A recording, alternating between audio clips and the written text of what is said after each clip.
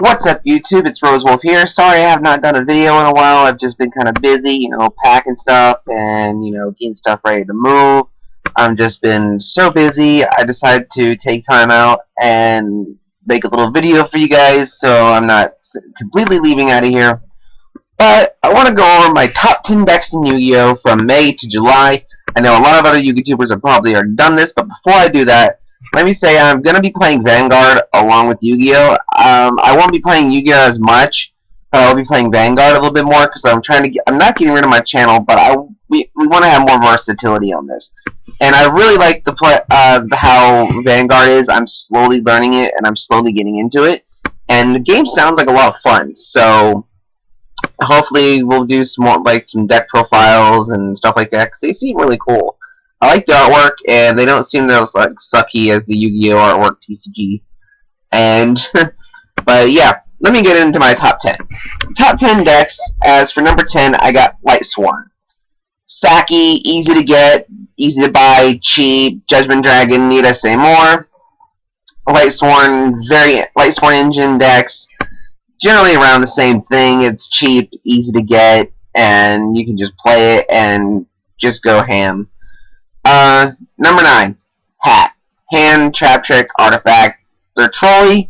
Artifact Molotov is like the best card in the game right now. One of the best level 5 cards in the game.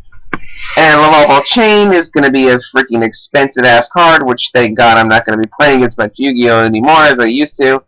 And doesn't really bother me. And they have the hand monsters, which they main deck 6 of those bitches, and it makes everything crazy. Number 8, Inferni. With the drop of Barrier to 1, Infernis are still a decent meta deck to play. It's one of those decks that you just don't really get to side for a lot. And it's like, what deck are you playing? Oh, Inferni, I gotta make sure you have a hand. So, Infernis without a hand, it can be frustrating, and yeah, it's really, scoop up first turn, yeah. Number 7, Fire Fist 3/4 Axis, or Artifact Trap Trick version. Tanky is a good card, 16 to 17, 1800 beaters, runs over things. They're a good stun deck, and especially if you're playing against a good version, you're going to get wrecked, son. You're going to get totally wrecked. Number 6, Mermail. They're easy to spam the field, they're going to pop stuff, they're going to search stuff, they're inexpensive, and they're just getting reprint after reprint, and Mermails are just getting easier and easier to get. And my phone just went off. Number 5, Frogs.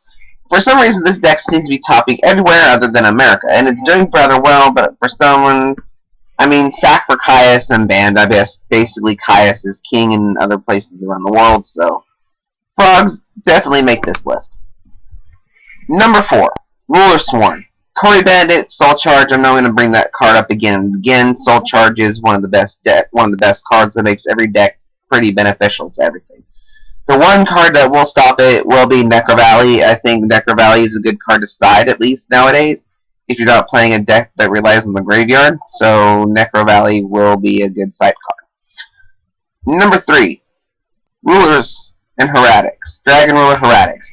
Anything that can spam rank 6 and 7s is almost unanimously good. Even Synchro plays, but old but good.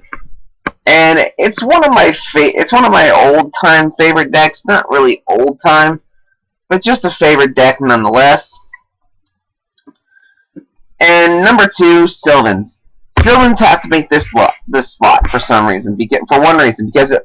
One thing that this deck beats all the time. Other decks beats in this all the time. We don't have it in TCG yet, but it does make the 9 list in TCG and 1 for OCG. Now, I'm saying Sylvans are one of the best decks because not only do they just they excavate like crazy, it brought a new mechanic to the game. And they brought a new thing in, and they can actually spam rank 6s, 4s, 3s. They can spam everything, plus a Soul Charge. And they've got all kinds of stuff. They can spam rank 8s even. And they're just that good of a deck, especially in a meta deck. They're amazing. Now, the number 1 deck for this format, and yes, this is an OCG format, so Shadows, their ability to stop almost all special summons, smash on heroes, just about everything else in Japan. They slowly make their way to the TCG, become tier 1. And Shadows, they're going to be, like, all over the place. I guarantee, like, at about 2, 3 formats from now, in about 2 formats from now, I can see Shadows just making top tier, top 32, top 16, top 8. You know, just until that top 8 slot where you have to do that, I can see Shadows just wrecking the competition. Aside from that, I honestly don't know what else to say here, unless you got really, really lucky with White Sworn beating Shadows, unless you're playing like the Shadow Sworn variant, which we don't have Felice yet. So I'm thinking maybe in a 10, But yeah, this is Rose Wolf, and that about covers it. Have a good one, guys.